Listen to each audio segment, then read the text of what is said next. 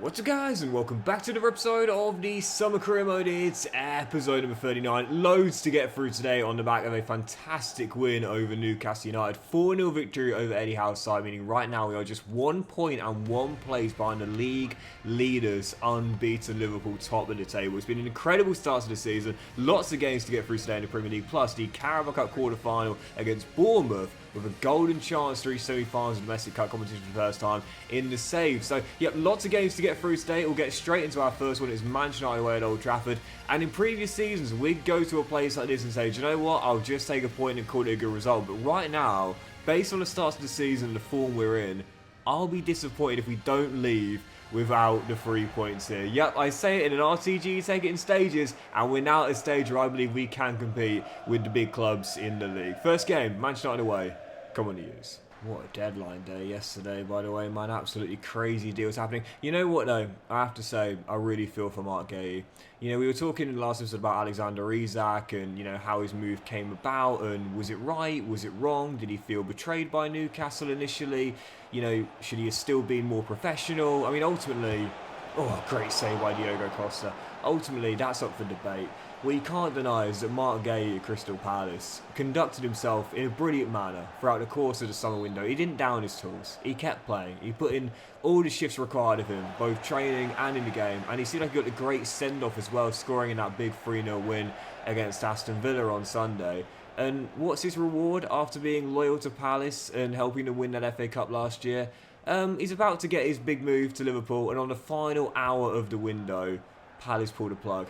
I felt so sorry for the bloke, you know, I really did. Because that to me shows why loyalty in football needs to be a two-way street. You can't get mad about players requesting transfers as the clubs do things like that. I understand what they wanted in terms of getting the replacements in, they only got the one. But ultimately, that's your captain right there. He's been loyal to you, man. Like, what's the player supposed to do? It's not his fault, it's the club's fault. I think it's why a lot of people were very sympathetic towards, oh, that's so unlucky, come on.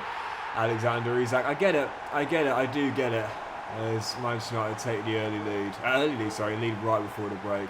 Very unlucky goal to concede, but 1-0. The only saving grace, if you will, for Marc Guehi is knowing that, you know, his contract is like coming the end of the year, so he's only got 12 more months there at Crystal Palace. And you know, I do want to point out, I'm not here bashing Crystal Palace. I understand exactly why they called the move off right towards the end. At the end of the day, they've got to think about what's best for them, especially this year playing in European football as Higgins is denied the leveller. So I'm not bashing Crystal Palace here. I'm just saying it's a shame that when you see a player behave in the way he did, nothing but admirably and like a true gentleman, to get the deal called off at the last minute is just awful, absolutely stinks. But I understand it from Palace's perspective as well, you know, I do get it. But for Guehi, again, 12 months there, and then he can leave on a free and, you know, effectively go wherever he wants, barring major injuries. So, yeah, I guess it's not the end of the world for Guehi, as opposed to if he had like 3 or 4 years left in his deal, for example. Anyway, half an hour to go, still down 1. I've played really good football in this game, he says before giving the ball away in a dangerous area. Such a shame that I just haven't had the finishing touch after putting 4 past Newcastle in the last game. It's harder, we've got the first. Turn, shoots, Cumming makes the save.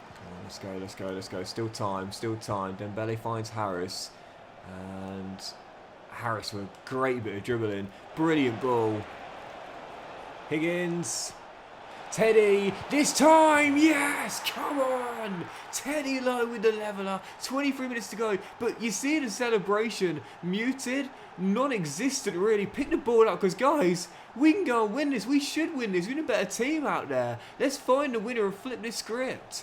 What a chance actually going to Manchester United here. It's be sickening if we lose it. As Barella offloads. Ball rolled inside. Harder. Back heels. Shot taken. Deal with the block. And actually that is going to do it. Just hold him to the ball and that will do it.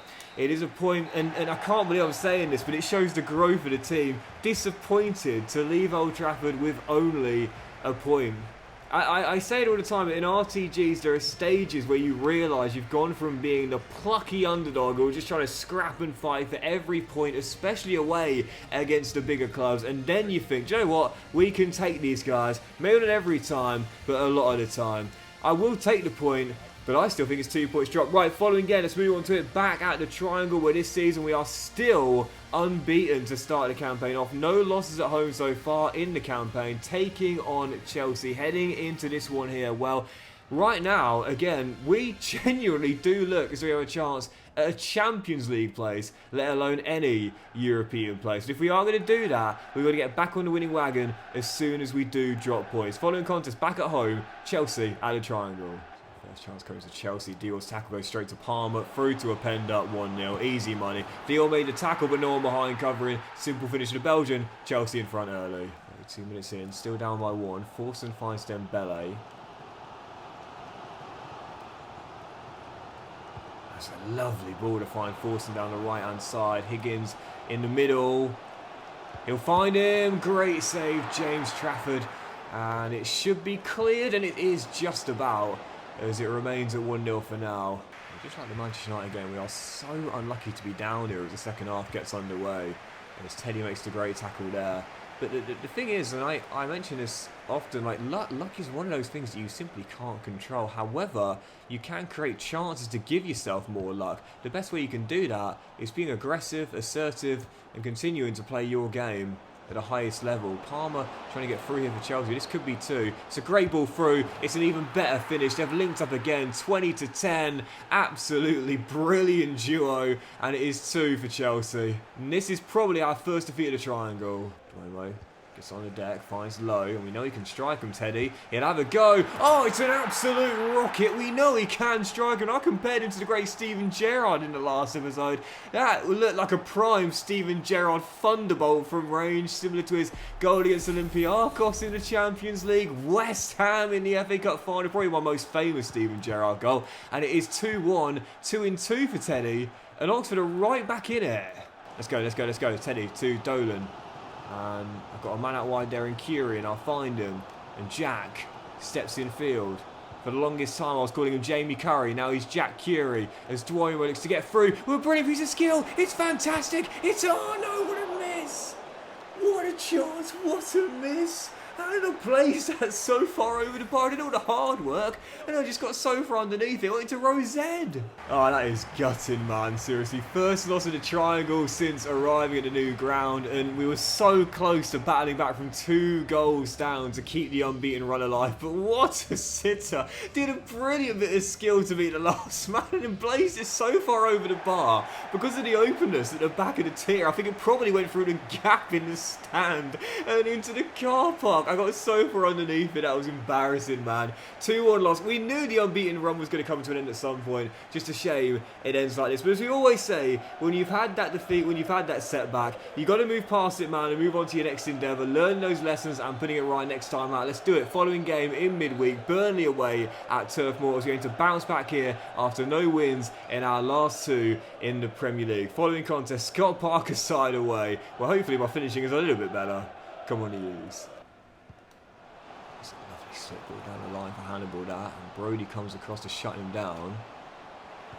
Yeah, can't deny the inside pass though, and a great save by Cumming, and deflects straight into the path for Low and get the danger away. Yeah, it's an amazing start for Oxford, but these are the moments in a season where you think you've got to turn it around. This is the game. You cannot allow a couple of bad results to spiral into a string of them. It's okay to slip up once. It's okay to slip up twice in a row, really, especially against the quality of teams we've just faced. But you can't let a couple of bad results turn into a run. That's the key, because we know how overpowered form is. Hannibal to Luka Warwick, Koleosha now into the middle. And Hannibal gets it again.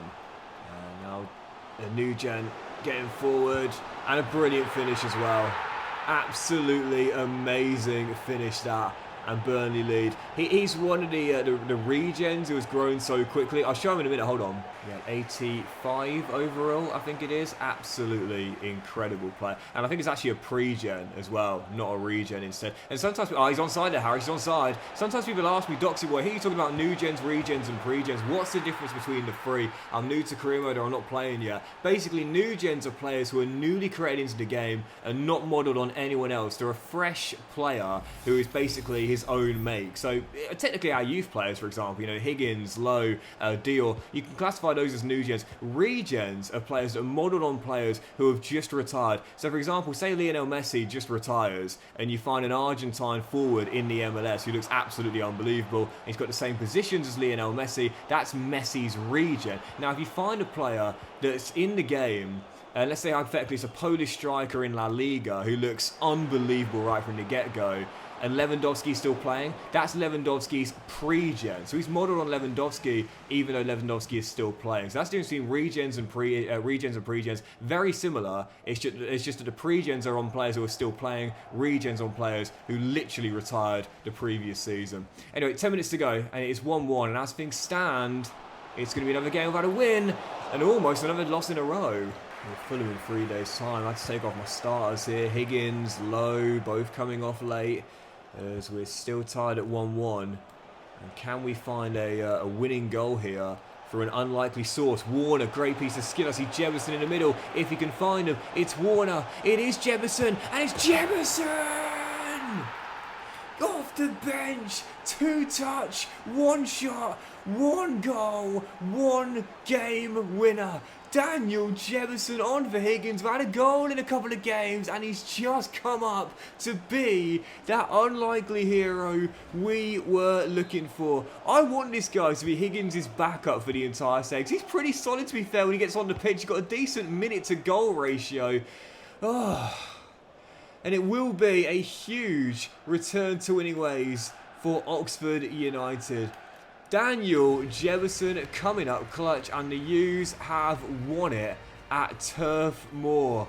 Oh, get him. We needed that, man. Seriously, on the back of no wins in our last 2. Right, following game, moving into this 3 days' time. We'll jump straight into it on the back of a massive comeback win away at Turf Moor. Fulham at home 2 years ago were a few games away from winning the Premier League title. In the end, had to settle for a top 4 place, but they weren't going to complain about Champions League football at Craven Cottage. Neither would we if we could stay where we are right now. In the top 4 on the back of that win, now taking on Marco Silva's side, aiming to bounce back at the triangle after losing our unbeaten home record. Following game, Fulham at home. Come on, the U's. Come to think about it, I'm not sure if that Duarte lad is a regen. I thought it was Martinelli's initially, but I'm not sure if all those secondary positions are right and in the right order. I think Martinelli's got left mid, left wing strike. I'm not sure it's in that order though.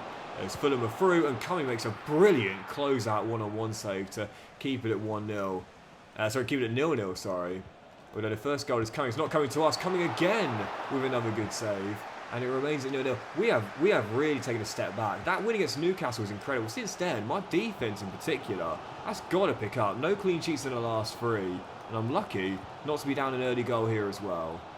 There's Dembele, skips through, finds Forson. I need Higgins to get a goal as well. He says, Gaffer, no problem, son. No problem, son.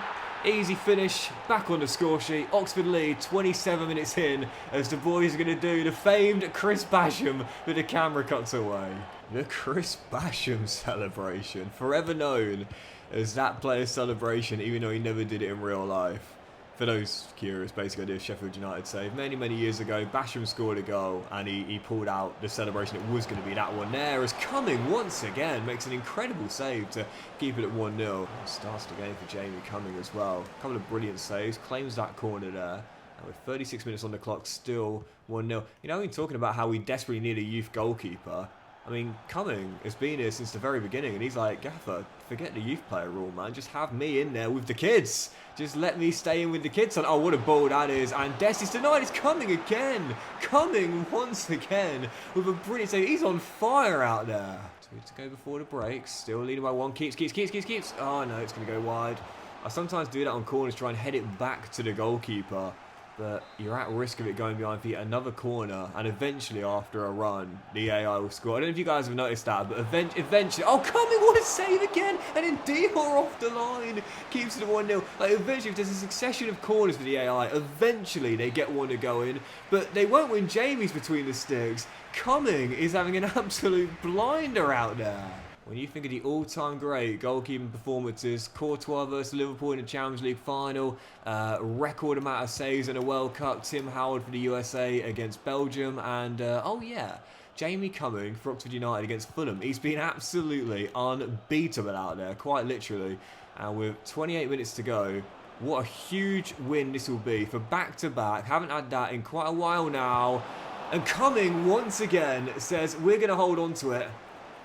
If you don't keep giving Fulham chances, Doxy boy, because I am not going to lose my clean sheet today. Well, that is going to go down as one of my most undeserving victories in FC 25. I was going to say, how did we just pull that off? I'll tell you, 2 words. Jamie Cumming on absolute flames. One of the best goalkeeping displays I've had in career mode in a very long time. Back to winning ways at the Triangle, back-to-back wins, and now back-to-back as in the Carabao Cup in the week as we remain at home, taking on Bournemouth. And this is it. Quarter-finals of the League Cup, and I said this season my minimum expectation is a semi-final place in either the League Cup or the FA Cup for the first time in the save. We've got a golden chance tonight to make those final 4 places. Let's make sure we don't blow it here against Andoni's side. Following contest on Wednesday night, Carabao Cup last day, taking on Bournemouth with a chance at the semi-finals. Come on to use. 25 minutes in, still tied at 0-0 as Rowe, one of the 4 youth players in the team tonight, alongside Lowe, Warner and Chad.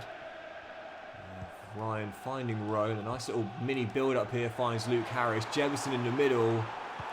And the former Cherry himself had the first chance, but on the slippy wet turf, the ball eludes him as Rowe wins it back, and now Warner gives it Jet. Look at the space out wide there. Harris all alone for the opener. Brilliant finish, and Oxford in front. 2 years ago, we bottled that semi-final place in the FA Cup quarter-finals against Brighton. Not letting it happen again tonight. So second half underway, still leading by 1, courtesy of that Harris goal. The audio might have sounded a bit strange for that goal, by the way. It's because I... It's ball for through, and Kai Havertz finds the leveller. I inhaled on the breath when I was pausing, and I went like that. I should have just left it in there for comedic value. It was like Anyway, Kai Havertz makes me stop in my tracks there with a brilliant finish.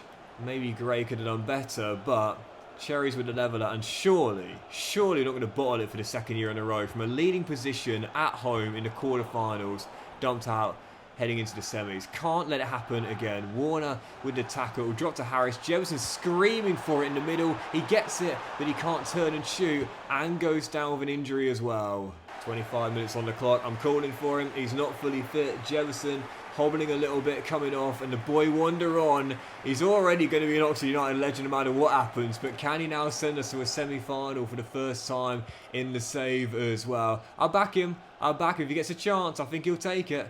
But I also think if Bournemouth get a chance to win it, they'll take it as well. And maybe it'll come right now. Karim Adeyemi looking to find a bit of space. Shoots, Gray with the save. And that is going to do it. And it will be penalties at the Triangle to see who makes the semis. I bottled it 2 years ago. Am I going to bottle it once again? Not feeling overly optimistic. I think my record on penalties in the save is played 3, won 2, lost 1. How's the 4th going to go? Come on, man. Golden chance. Don't blow it here. I think I'm going to have Forson in for Warner. Because when the penalty and the finishing is such a low kind of difference, in my opinion, I think it's best just to go to finishing, really. And I'll have him taking 3, Vitelson dropping to 4, and Teddy will take my 5th, if required. And it'll be Higgins who takes the 1st. Now, normally doesn't let me down, but in my last spot kicks, I think he actually missed one. But he's not going to miss this time. And the boy Wonder will give us the lead. Now, Kai Havertz, who scored in normal time. Oh, stutter in the run-up. And sends Chad the wrong way. Luke Harris to take our next. Same corner, same result. Justin Kluivert.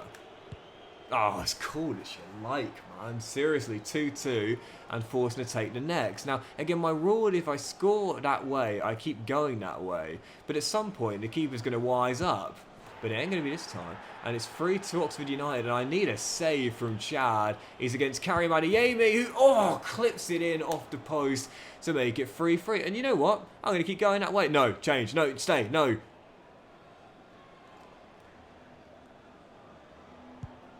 Oh, change, but it wouldn't have mattered either way. 4-3. I'm trying to dance on the line and put him off, and it's not wild. I don't feel confident. I don't feel confident with Mr. Teddy Lowe. My captain for the night. It's Teddy. He scores it. And is anyone going to make a save in these spot kicks, man? It's Vermeeren versus Gray. And Chad can be a hero for the U's, but I don't think I've guessed the right way yet. Oh, and it's right down the middle. Warner for Oxford. And I don't even know where I'm going here. I genuinely don't know which way to go. I don't feel confident here, I really don't. But he has scored it. And Chad, I need a save, man. Seriously, Davinson Sanchez. No, it's not Davinson Sanchez, but it is Sanchez to take the next for Bournemouth. I don't know where my mind went to Davinson there. But I need a save. And come on! Chad Gray!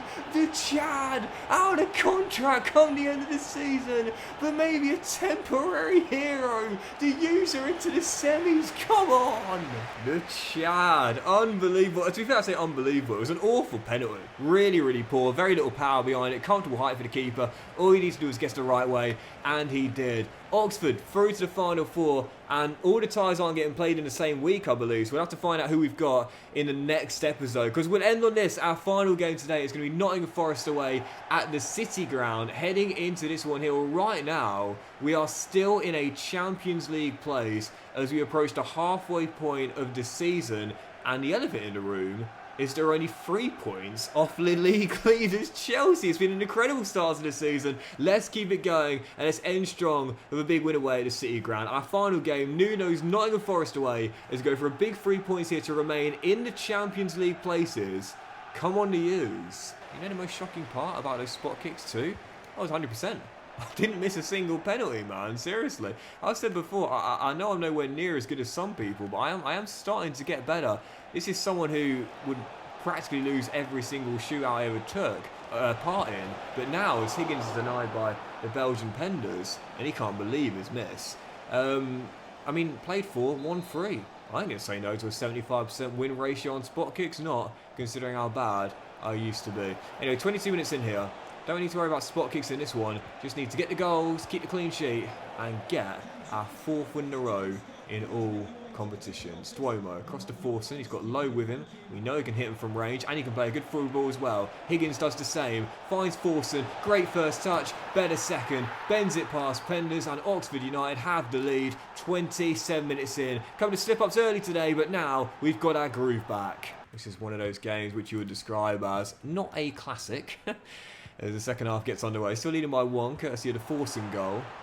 With Nunez to beat Dior. To be fair, the reason why is because Malik in this game has just been absolutely safe as houses, as he so often is. The brick wall in the back line blocks the shot right on cue and keeps it at 1-0 as Oxford now lead a breakaway. Forson, the goal scorer, couldn't get it, does get a bit lucky, will take it. Higgins out wide to Dolan. This could be 2 if we play this right. It should be 2 if we play this right. We've got 2 yellow shirts coming forward. One's Forson, Higgins within, but Forson says, let me get my brace, Michael, because I'm going to make it 2 and surely wrap these points up. 36 to play, but I think Oxford United are going to get their 4th win in a row in all competitions. And I know I sound a bit like a broken record when I keep talking about this, but it shows you the overpoweredness of form as well. You know, we were a goal down at Turf Moor earlier today in our 3rd game of the episode, and how we end up losing that game, there is no way we would have won the following 3 as we're about to do. Instead, battled back to win it, and now on an excellent run to close the episode out with 4 wins in all competitions, including progress through to the semi-finals for the first time in the save. For those that may not play career mode, you might think I'm exaggerating when I talk about the overpoweredness of form. For those that do play it, you get it, and you know what I'm talking about here. That win against Burnley, the catalyst to start this run, and what a streak it's been for Oxford United. But that'll do it for today's episode of the Summer Career Mode, guys. Big fan of you watching, hope you enjoyed it. If you have, then please do drop a like. Much love to you all. Have a fantastic day. I'll return in the next one where we'll see the draw for the Carabao Cup semi-final, and we should play the first leg as well, and we'll have the FA Cup 3rd round against Man City at home. Can't see us getting through that, plus more games in the Premier League aiming to stay in the top 4 and the opening of the January window as well. Have a great day, guys. Much love to you all, and I'll see you for the next episode of the Summer Career Mode very soon.